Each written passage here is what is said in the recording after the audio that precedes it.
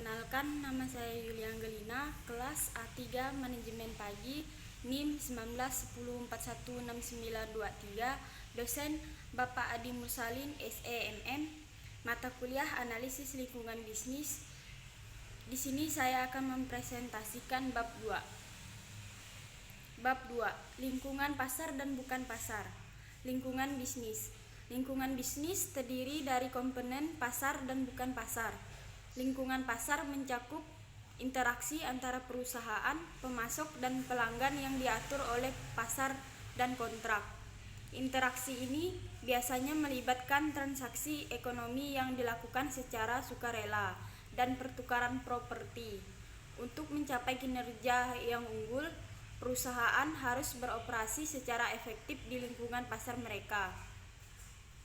Kinerja perusahaan dan manajemennya juga tergantung pada lingkungan bukan pasar. Lingkungan bukan pasar terdiri dari pengaturan sosial, politik, dan hukum yang membentuk interaksi di luar, tetapi berkaitan dengan pasar dan kontrak. Lingkungan bukan pasar mencakup interaksi-interaksi antara perusahaan dan individu, kelompok kepentingan, entitas pemerintah, dan publik yang ditengahi bukan oleh pasar tetapi oleh lembaga publik dan swasta. Aktivitas di lingkungan bukan pasar umumnya muncul karena adanya isu-isu spesifik dan dimotivasi oleh adanya dampak dari isu-isu tersebut. Proses pengaturan, misalnya, berfokus pada membuat aturan mengenai cara mengatasi masalah atau isu-isu tertentu yang muncul, seperti standar hemat bahan bakar.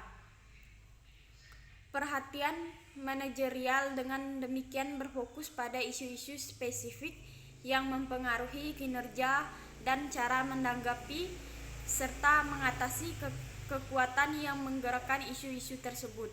Lembaga-lembaga yang berkepentingan dengan isu-isu tersebut dan partisipasi perusahaan dalam melakukan penyelesaian terhadap masalah-masalah yang muncul tersebut. Peran manajemen.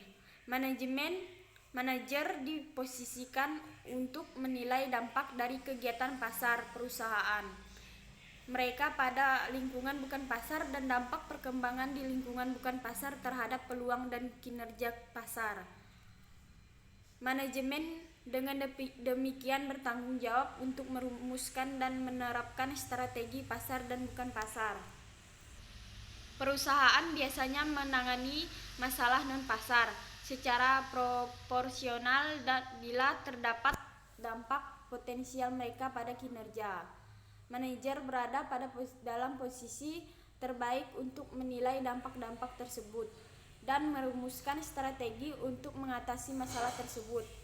Manajer juga berpartisipasi dalam mengimplementasikan strategi bukan pasar.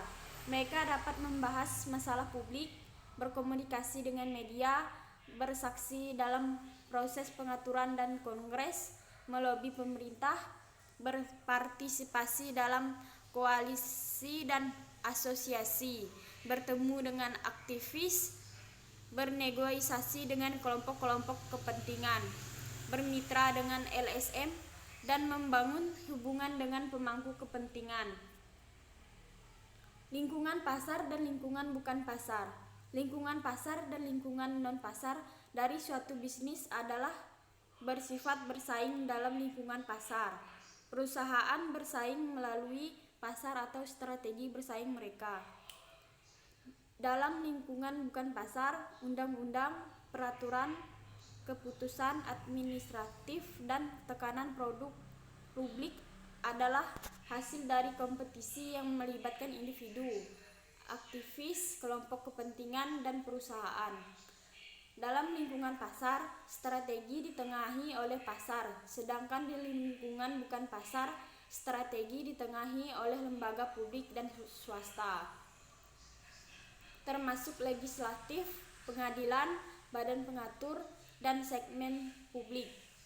Sama seperti lingkungan pasar dari berubah bisnis dan keunggulan kompetitif yang berkembang. Lingkungan bukan pasar berubah dan isu-isu dalam agenda bukan pasar perusahaan juga berkembang. Analisis lingkungan bukan pasar atau 4I. Lingkungan bukan pasar perusahaan dikarakteristikkan oleh 4I, yaitu isu atau persoalan pokok, interest atau kepentingan, institution atau institusi, dan yang keempat informasi atau informasi. Isu, persoalan pokok adalah unit dasar analisis dan fokus dari tindakan dan pasar. Dengan menggunakan industri bioteknologi, pertanian sebagai contoh, isu-isu bukan pasar utama adalah perumusan kebijakan peraturan untuk makanan rekayasa hayati dan reaksi publik terhadap makanan tersebut. Interest atau kepentingan mencakup individu dan kelompok dengan preferensi tentang atau kepentingan masalah. Kepentingan utama adalah perusahaan bioteknologi, pertanian, kelompok kepentingan dan aktivis yang peduli tentang masalah bioteknologi dan masyarakat. Institusi didefinisikan oleh Douglas North 1990 sebagai aturan main dalam masyarakat yang membentuk interaksi manusia. Institusi pemerintah termasuk entitas seperti badan legislatif dan badan pengatur. Dan yang terakhir ada informasi.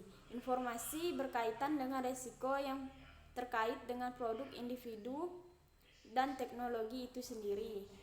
Penerimaan publik atas tanaman dan hewan yang direkayasa secara biologis dipengaruhi oleh pengetahuan ilmiah dan keprihatinan tentang hal yang tidak diketahui dan dapat berbeda di berbagai negara dan budaya.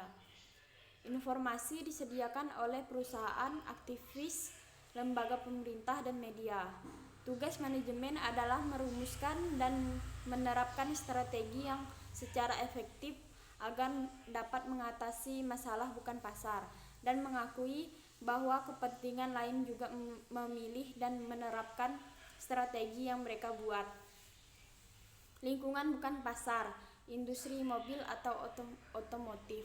Bagian ini mengidentifikasikan isu tentang tertentu yang dihadap industri otomotif dan kemudian mengidentifikasi interest, institution, dan information yang terkait dengan masalah yang dihadapi industri otomotif, yaitu yang pertama, isu pengaturan penghematan bahan bakar 2012 sampai 2006 di Amerika Serikat. Yang kedua, PSA dan FCA bergabungan kekuatan jadi raksasa mobil nomor 4 dunia. Yang ketiga, mobil Ford yang hemat BBM. Yang keempat, peraturan bahan bakar di Cina. Yang kelima, regulasi hemat bahan bakar di Uni Eropa. Yang keenam, pajak bensin. Yang ketujuh, standar keselamatan. Yang kedelapan, keselamatan lalu lintas. Yang kesembilan, pengingat keamanan. Yang kesepuluh, tanggung jawab produk. Yang kesebelas, perjanjian waralaba. Dan yang kedua-belas, perdagangan internasional. Yang ke-13, tarif dari Cina. Yang ke-14, sengketa perdagangan. Yang ke-15, bantuan bencana. 16, emisi. 17, subsidi. 18, kekayaan intelektual. 19, protes lokal. 20, hak. 21, tata kelola. 22, union bargaining. 23, informasi konsumen. 24, media berita. Dan yang ke-25 ada kepentingan. Institusi pemerintah utama adalah legislatif, eksekutif, yudikatif, badan administratif, badan pembuat regulasi, dan institusi internasional seperti WTO. Lembaga-lembaga ini menetapkan aturan dan berfungsi sebagai arena di mana kepentingan bersaing untuk memenuhi peraturan tersebut. Lingkungan bukan pasar mencakup seperangkat undang-undang yang ditetapkan oleh lembaga-lembaga ini, serta peraturan seperti standar keselamatan yang ditetapkan oleh lembaga administratif dan pengaturan. Perubahan dalam lingkungan bukan pasar. Lingkungan non-pasar berubah ketika masalah diselesaikan. Masalah saat ini berkembang dan masalah baru muncul. Bagian ini berfokus pada asal mula masalah dan kekuatan yang memunculkannya. Bagian berikut membahas antisipasi masalah bukan pasar serta perkembangan dan penyelesaiannya. Masalah bukan pasar memiliki 5 sumber dasar. Yang pertama, penemuan ilmiah dan kemajuan teknologi. Yang kedua, pemahaman baru. Yang ketiga, perubahan kelembagaan. Yang keempat, aktivitas kelompok kepentingan. Dan yang kelima, masalah moral. Siklus hidup masalah bukan pasar.